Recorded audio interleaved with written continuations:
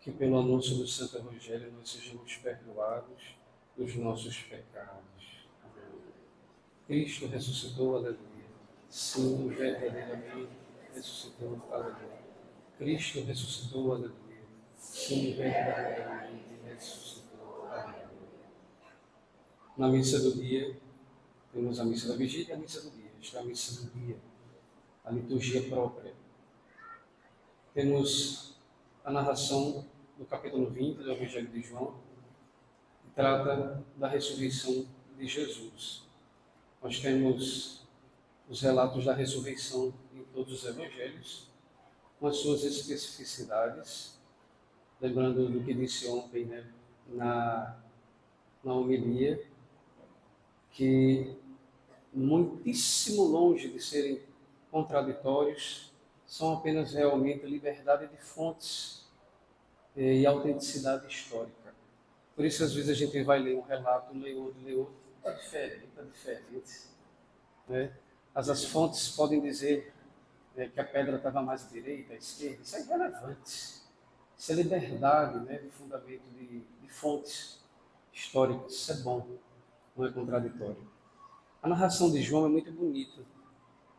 No primeiro dia da semana, ele poderia apenas ter dito: Maria Madalena foi ao túmulo de Jesus e desenvolver a narração do ocorrido.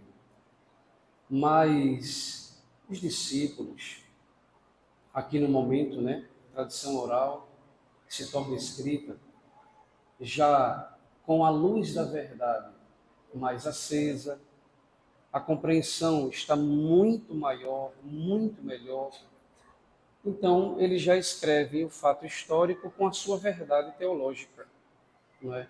Verdade teológica não é invenção, é o contrário. É o alcance da profundidade do evento. Então faz diferença sim ele dizer ou não dizer no primeiro dia da semana, porque ele aqui não está apenas nos informando que era o domingo, não. Ele está querendo dizer que naquele dia, que vai escrever mais adiante, não é? Naquele dia tudo recomeçou. Então, no primeiro dia da semana significa na nova criação, porque tudo ficou para trás. Com a ressurreição de Jesus, tudo ficou para trás. Então, existe um lindo peso aqui, peso no sentido bom, né? Um peso, uma grandiosidade. No primeiro dia da semana, Maria Madalena foi ao túmulo de Jesus. A bichinha, nem ela sabia que a nova criação já tinha sido inaugurada, né? Ela estava dentro dessa graça, ela foi privilegiada, assim como os apóstolos. Mas nós também somos privilegiados.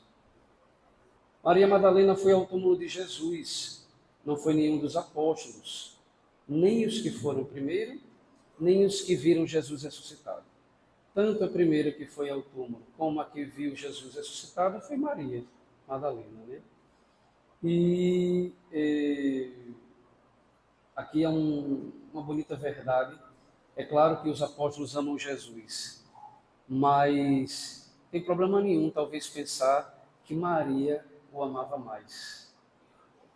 Isso não faz com que nenhum dos apóstolos percam a sua eleição da parte de Deus. A escolha está mantida. Né? É um mistério da capacidade do amor de cada um. Maria sentiu saudades logo, mais rápido, digamos assim. O amor falou muito alto, saudades de Jesus. Né? Vou lá. Fazer o quê? Embalsamar, né? Vamos ver como é que alguém abre aquela pedra, né? Para a gente botar perfume, meu Deus. Não deu tempo, não. O amor, né, despertou Maria muito cedo, porque ainda estava escuro, escuro fora e escuro dentro dela. Viu que a pedra tinha sido retirada do túmulo, então saiu correndo para encontrar Simão Pedro e o outro discípulo, aquele que Jesus amava. E João se achava, né? Diz assim, aquele que Jesus amava, João se achava, né? Então, mas é verdade mesmo, né? A relação com Jesus era muito próxima, muito confidente, muito próxima. Aquele que Jesus amava. Ele disse: tiraram o Senhor do túmulo, não sabemos onde o colocaram. Então os dois correm. E ele mesmo, né? João diz isto: os dois corriam juntos. Mas o outro discípulo correu mais depressa que Pedro. Ele chegou primeiro ao túmulo. Aqui existe uma representatividade, uma simbolicidade. João realmente representa o amor. Claro que Pedro também ama, mas a figura de Pedro aqui, na narração pós-pascal, já significa a figura da liderança e da hierarquia. Ele é o chefe dos apóstolos, né? Isso já está, de alguma maneira, entenda, solidificado quando foi escrito, né? No fim da década de 90, do primeiro século. Mas entre os discípulos, essa chefia de Pedro, mesmo ali no acontecimento do trido, tal, Jesus, lembre que Jesus já tinha dito, né? Tu és Pedro sobre esta pedra. Claro que na cabeça deles agora já está tudo bagunçado, que Jesus está morto. Mas existe, né, essa noção de que Pedro exerce uma liderança. E eles correm juntos para o túmulo, o amor e a hierarquia. E é muito interessante que quando chega no túmulo, o amor está lá, não é? Chega primeiro, correm juntos, o amor chega primeiro, mas não entra. Quem entra é Pedro, né? O símbolo da liderança, o símbolo da hierarquia. Eu dei um exemplo na missa das 8, acho que quero dizer o mesmo exemplo agora na missa das 10. Ontem eu estava muito inflamado, né, com uma parte da homilia em relação a ideologias que infelizmente destroem a fé dos fiéis, do clero também, as deturpações da verdade e da fé. É muito doloroso. E também neste aspecto, isto maculou e tenta macular a igreja, né? Você vê aqui dois apóstolos representando o amor e a autoridade, que é serviço, e eu lembrei de um ocorrido. Quem pega o outro? Obrigado. Eu vou dar o exemplo sim, mas menino. E eu lembrei de um ocorrido quando eu era seminarista. Cheguei numa paróquia toda destruída pela teologia da libertação. Toda. A fé do povo, a liturgia, a catequese, o patrimônio, tudo. E o padre tinha tomado posse recentemente, a lavagem cerebral feita no povo, né, com a ideologia da teologia da libertação. E vou lhes contar isto, parece muito bobo, né? É uma coisa pequena, assim, pequena, muito significativa, né? E aí o padre foi visitando as capelas e tal, e chegou numa capela dedicada a Nossa Senhora de Guadalupe. Eu digo, meu Deus, Nossa Senhora não merece isso, né? O nome da comunidade nem era esse. Era um outro nome que parecia mais centro espírita do que capela católica, né? Eu nem lembro o nome. Acho que a Ira botou lá para o inconsciente, não lembro, né? É um nome horroroso. E o padre disse, de jeito nenhum. Capela católica tem nome católico. Capela Nossa Senhora de Guadalupe. Ponto. Foi a primeira briga, né? Cala a boca, quem manda aqui é Capela Nossa Senhora de Guadalupe. E lá, ele começou a perceber, né? Os objetos litúrgicos. Ave Maria, não servia nem para usar em casa para dar as comidas para os cachorros, né? Uma série de coisas. E aí ele olhou para o altar e viu que tinha um banco único, sem encostar, não é sem encosto. É um banco assim. Acho que tem uns ali perto da secretaria, daqueles, sem encosto. E ele disse assim, cadê a cadeira do padre?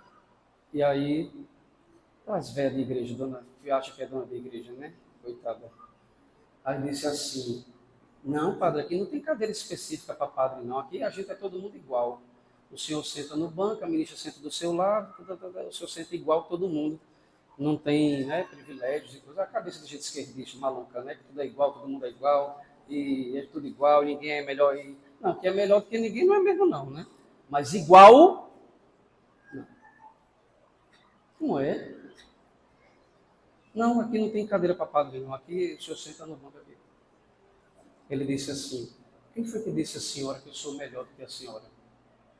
Nós somos filhos de Deus, com igual dignidade. É verdade. Mas, no dia que o bispo, sucessor dos apóstolos, colocou a mão aqui e rezou a prece de ordenação, a Santíssima Trindade me fez sacerdote. Daquele dia em diante, eu não sou igual a mais ninguém.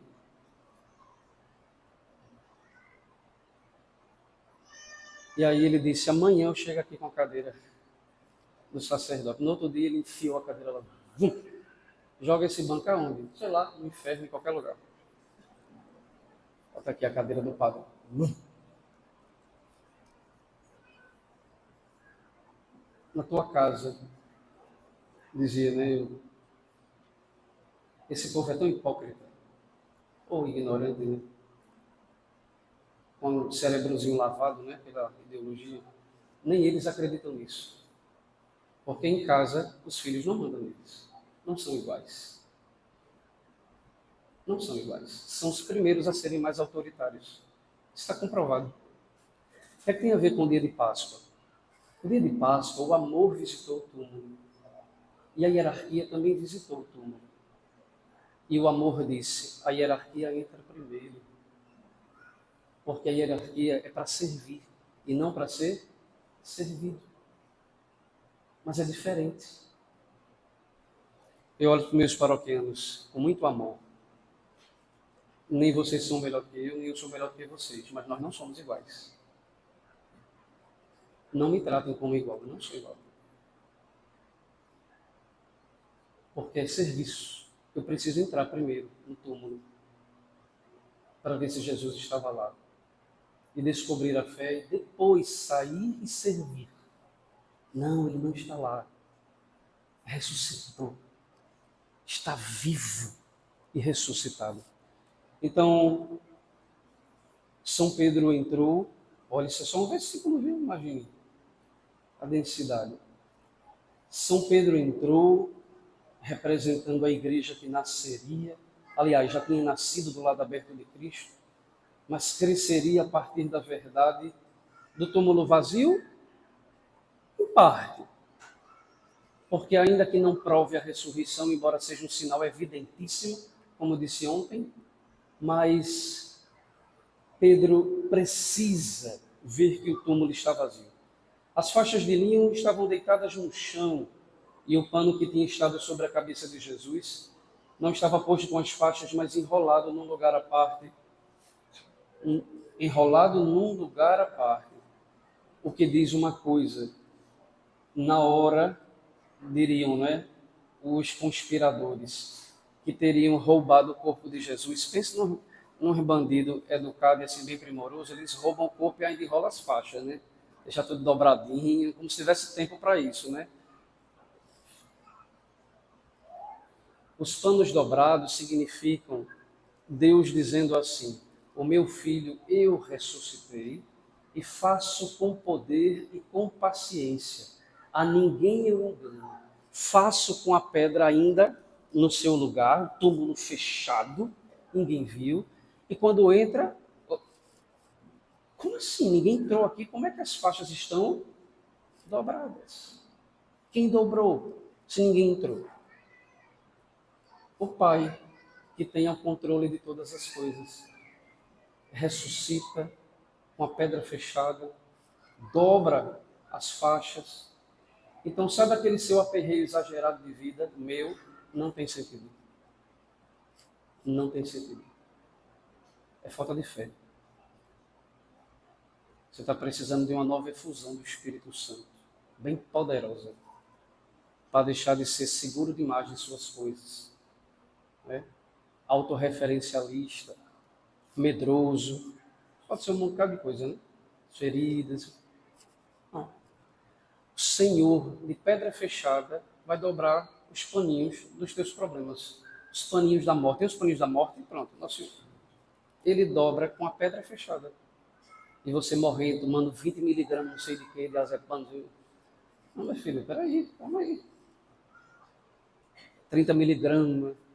Por favor, tragam todos os holofotes, CNN, não sei o que, para me ver. Para, menino. Para. Muito forte a narração da ressurreição, a verdade da ressurreição. Deus, o que é a morte para Deus? Nada. A morte. A morte. E como a gente diz no Nordeste, né, na Paraíba mais ainda, e você moendo, moendo, e retornando ao túmulo várias vezes sem necessidade. O que é que você está fazendo aqui?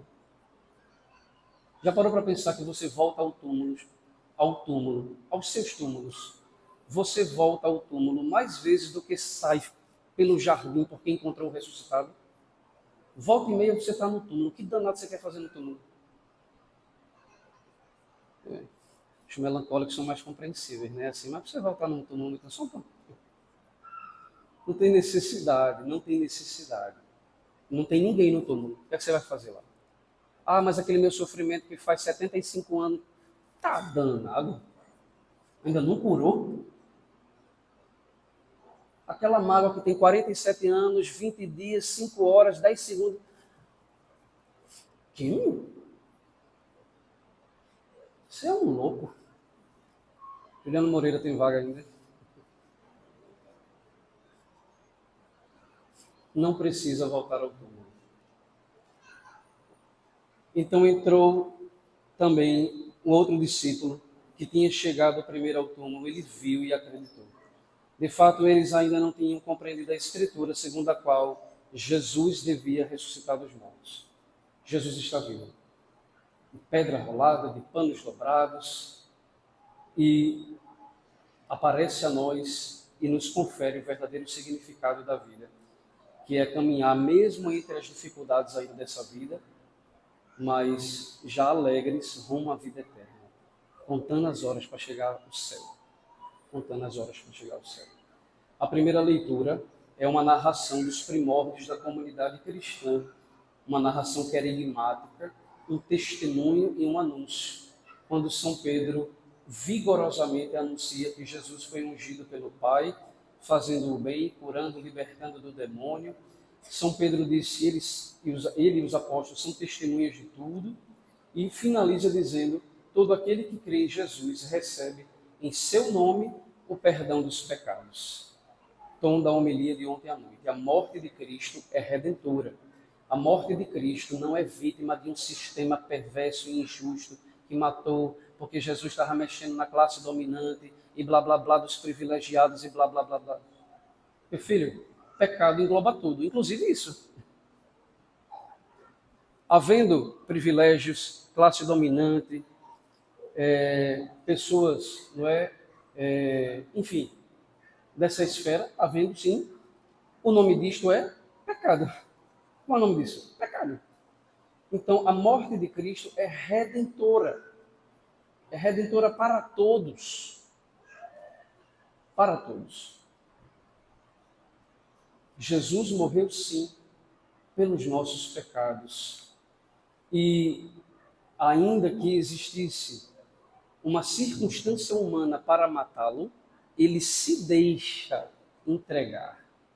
Existe aqui, e este é o fundamento da morte de Jesus como sacrifício, existe um abraçar livre, existe uma liberdade autêntica e verdadeira. Jesus sabe que vai ser condenado, ele deixa ser condenado, ele abraça as consequências do amor ao Pai, abraça as consequências do amor à humanidade, abraça as consequências do que o pecado causa livremente. Se não fosse livre, a teologia da libertação estava certa. É só vítima de um sistema. Mas não é isso. Jesus ofereceu a sua vida livremente, reparando a ofensa que o homem fez a Deus, ao seu pai. Sabe um filho que ama muito o pai? Ofender o meu pai. Qual é o significado da teologia de Santo Anselmo no século XII? Era insuficiente a teologia. Depois, é claro, os outros teólogos foram corrigindo. A teologia da satisfação, Jesus veio ao mundo para reparar o pecado do pai. Não é que o pai, assim, o ser humano pecou. Agora eu estou com gosto de sangue na boca e enquanto meu filho não for para o mundo, morrer numa cruz e eu ver ele esmagado, sofrendo, eu vou me deliciar. Deus me livre. Um Deus desse, até eu deixo de ser cristão agora. Eu abandono o cristianismo agora. Né? Deus assim, olha, eu fui ofendido. Isso aí está mais para um Deus vaidoso, né?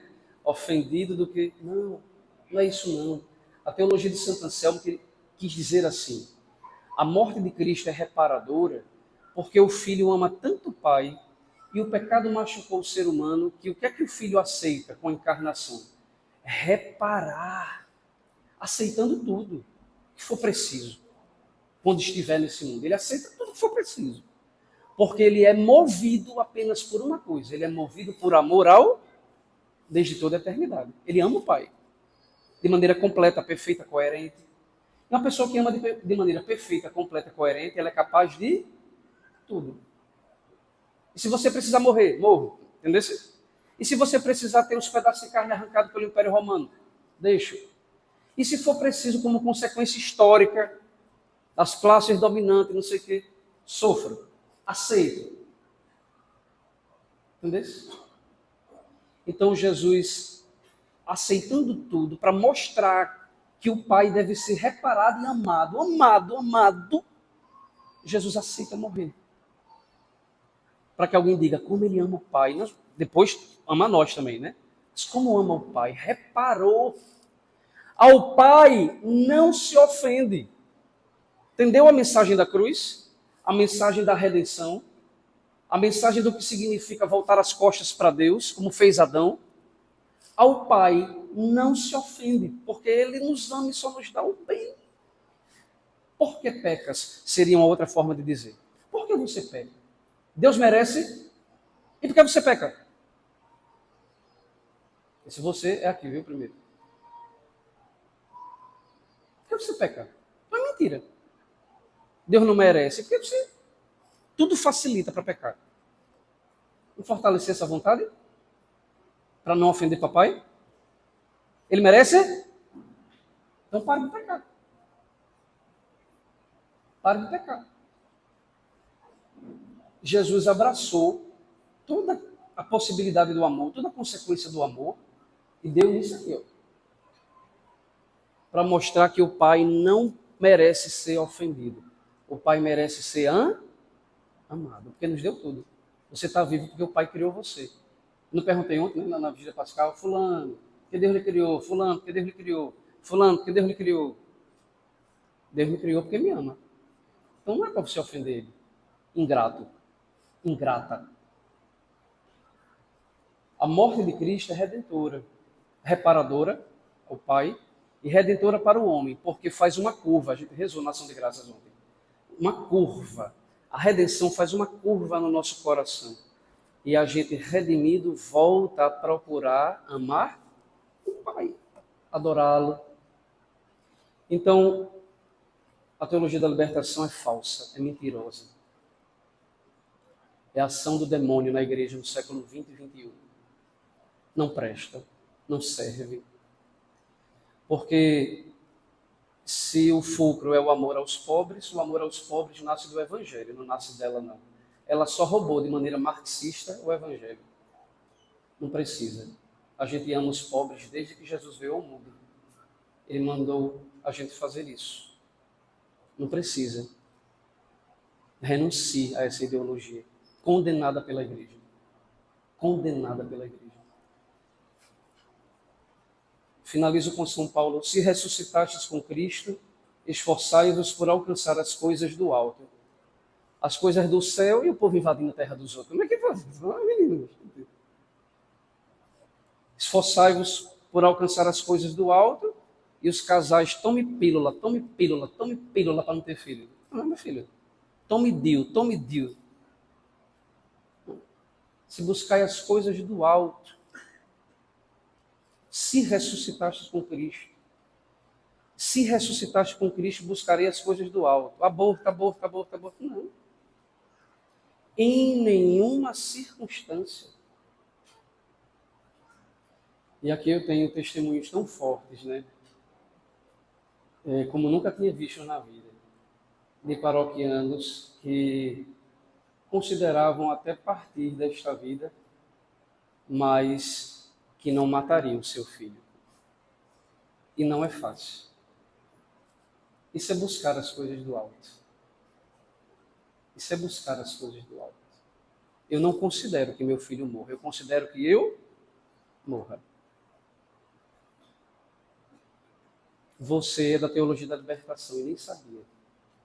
A teologia progressista, da incredulidade, porque fez isso muitas vezes.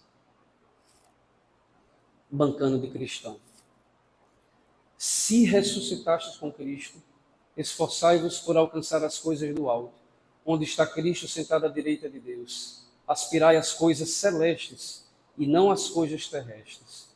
porque vós morrestes e a vossa vida está escondida com Cristo em Deus. Quando Cristo, vossa vida, aparecer em seu triunfo, então vós aparecereis também com ele revestidos de glória.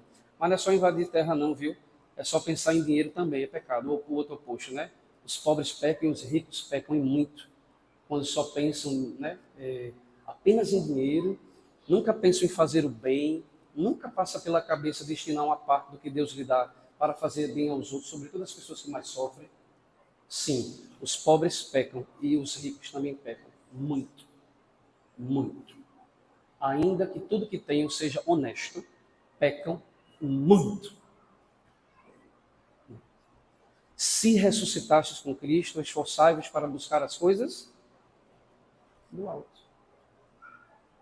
Onde está Cristo com o Pai, esperando-nos para a vida eterna. Então, desenhe um sorriso nesta cara, nesse rosto, por 50 dias de Páscoa, porque o Senhor está vivo, doido para transformar a nossa mente, doido para transformar os nossos desvios, doido para transformar as nossas fraquezas, doido para fazer de nós homens e mulheres novos, novos, novos.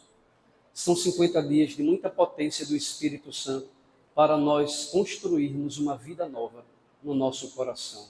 Que a Virgem Maria, a única que não foi ao túmulo porque não tinha nada para fazer lá. Nossa Senhora estava em casa fazendo as unhas assim, e o povo correndo para o túmulo, desembestado, doido, e Nossa Senhora, não tem nada para fazer no túmulo, né? Ele não está lá.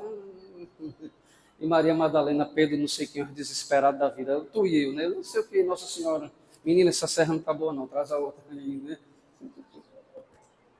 Meu Deus, pare de ir ao túmulo, eu não já disse no meio da homilia? Por hoje, encerre. Pare de voltar ao túmulo, você não tem nada que fazer mais lá, porque Cristo ressuscitou. Aleluia. Amém.